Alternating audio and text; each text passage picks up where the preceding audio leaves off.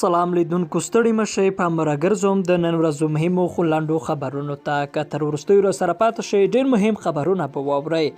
د لوګر پولیس وایي 7 وسلوال طالبان وژل شوي او 6 ټپیان دي. د لوګر امنیتي چارواکي وایي چې 14 وسلوال طالبان د دې ولایت په مرکز پل عالم کې افغان ځواکونو د عملیاتو په ترڅ کې مړه او ټپیان شوي دي. د لوګر د امنیې قمندانۍ ویان شپور احمدزي تیر ماښام ازادۍ راډیو ته په دې اړه نور جزئیات ورکړل. نوموړي وویل د دې عملیاتو پر مهال 7 تنه طالب جنګیالي وژل شوي او 6 نور ټپیان دي.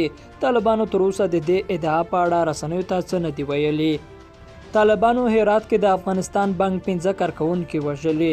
د هرات ولایت سیمه چارواکي وایي چې د افغانستان بانک 15 تنه کارکونکي د هرات د اسلام کلا د لوی لارې په اوږدو کې د طالب وسلوالو لخوا وژل شوي دي. د هرات د ولي ویان جلاني فرهاد ازادۍ راډیو ته وویل چې پیښه پرون پنجشنبه له غرمې وروسته شوې ده. ښاغلی فرهاد زیاتوي په اسلام کلا کې د افغانستان بانک 15 تنه کارکونکي په داسې حال کې چې د هرات ښار خواته روان وو د لویې لارې په اوږدو کې طالبانو برمته کړل چې وروسته یې په شهادت ورسول.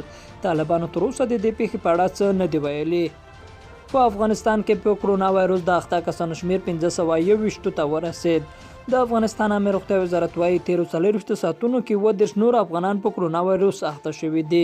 د دغه وزارت ویان د واحد معیار رسنیو ته ویلي د دغو پیښو 14 په کابل، اته په هرات او نورې په کندهار، لوګر، دایکنډي، تخار، بامیان، پروان، غور، بادغیس او نیمروز ولایتونو کې رامنځته شوي.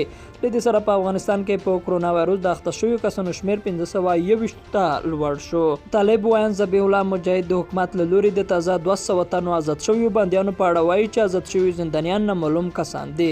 طالبانو حکومت د دغه بندیانو په آزادولو کې په پلمو جوړولو تورن کړی. ویلي دي چې دا ټولې هڅې د سولې بهیر د سبوتاژ لپاره دي. بلخوا د حکومت ویاندویانو ویلي چې طالب زندانیان د هیواد د نافذه قوانینو په رڼا کې آزادوي.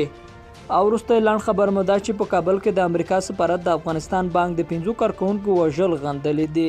د هرات چارواکو ویل چې دغه کسان پرون د هرات اسلام کلا بندر ترمنځ سیمه کې طالبانو لومړی وتښتول او بیا یې ووژل.